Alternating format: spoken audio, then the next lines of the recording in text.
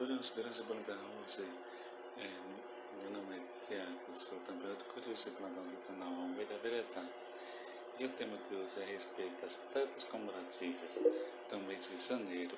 E a data de hoje é o dia dos cortadores de cana-de-açúcar. Vamos para o vídeo.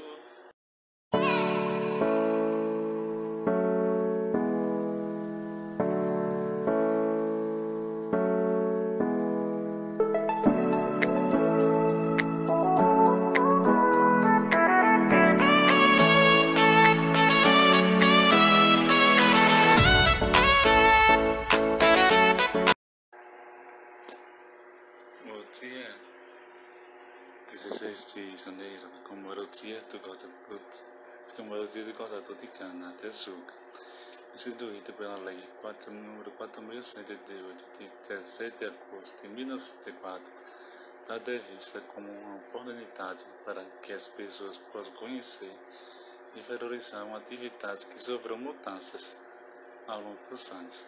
Agradeço quem se deu vida até aqui. Se inscrevam, assistam outros vídeos do canal e fui!